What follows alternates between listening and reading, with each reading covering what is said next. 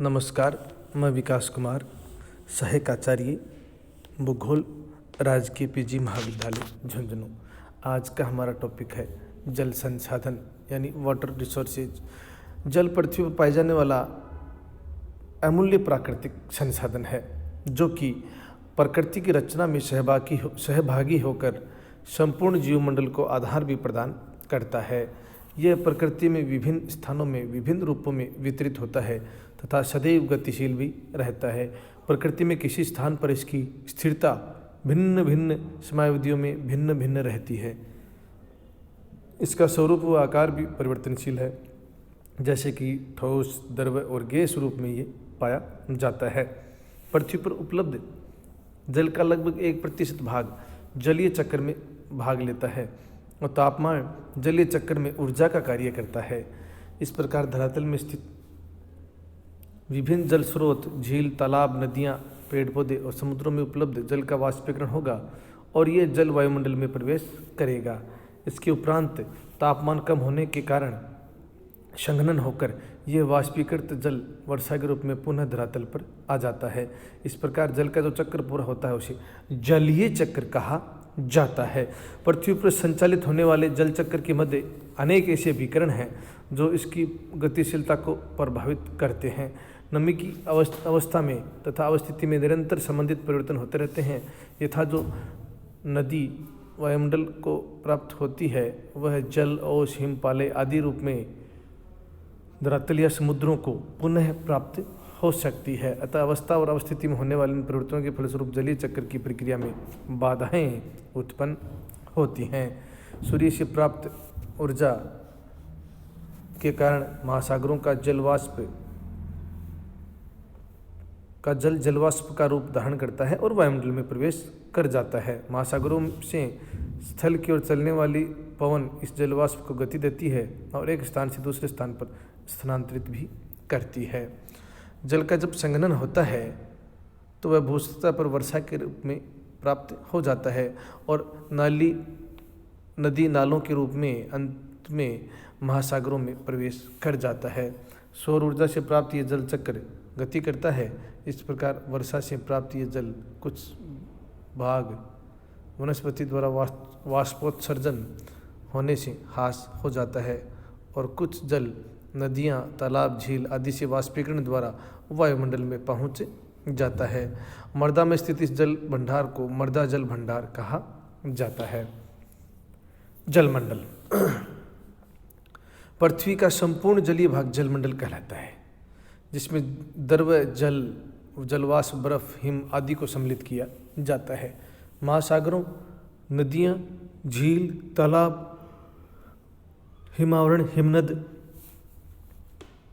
हिमक्षेत्र, भूमिगत क्षेत्र के संतृप्त और असंतृप्त भाग तथा भूसतह से ऊपर वायु में विद्यमान जलीय मात्रा जलमंडल के भाग हैं। अनेक बार वायुमंडलीय जल को जलमंडल में सम्मिलित नहीं करते।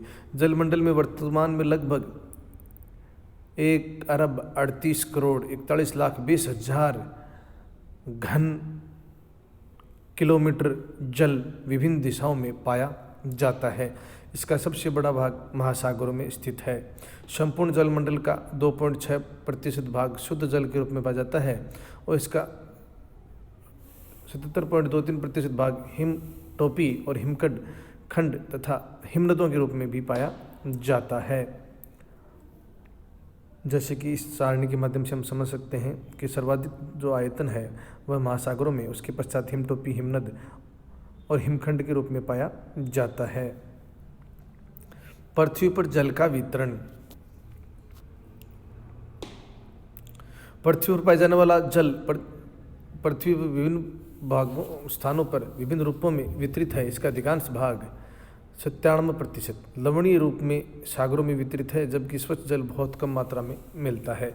जलवाष्प वायुमंडल का महत्वपूर्ण घटक है जो ऊर्जा चक्र में अपनी प्रमुख भूमिका निभाता है। इस प्रकार सामान्यतः जलीय वितरण में धरातलीय, भूमिगत तथा महासागरीय जल को सम्मिलित कर सकते हैं, जबकि वायुमंडलीय जलवाष्प अनेक क्रियाओं को पूर्ण करती है। जल का विश्वव्यापी वितरण जलीय चक्र के माध्यम से पूर्ण संतुलित रहता है, जिसमें जलवाष्प का अपना भौगोलिक महत्व है।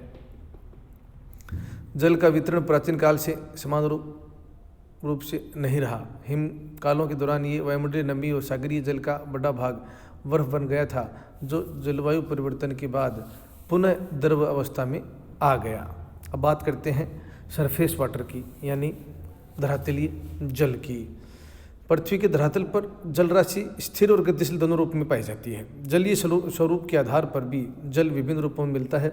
उच्च पर्वतीय क्षेत्रों में हिमटोपी तथा हिमनदों के रूप में तथा निम्नवर्ती भागों में द्रव अवस्था में मिलता है। धरातलीय जल महाद्वीपीय भागों पर वितरित है।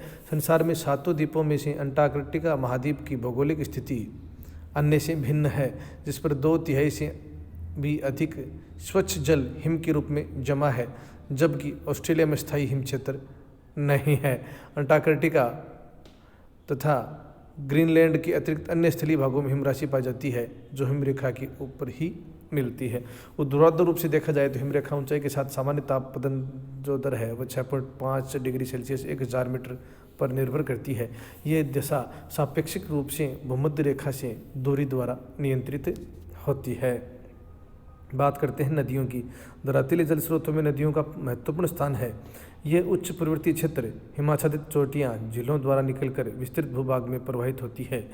स्वतंत्र प्रवाह के अतिरिक्त अनेक स्थानों से अंतःप्रवाह, अंतःस्रवण द्वारा प्राप्त जल, भूजल के झरनों, प्राकृतिक मृदालयन और अन्य प्रक्रिया द्वारा नदियों को प्राप्त होता है। इस प्रकार विभिन्न धाराएं परस्पर मिलकर एक नदी का रूप लेती हैं, जो अंततः किसी सागर में जाके गिरती हैं।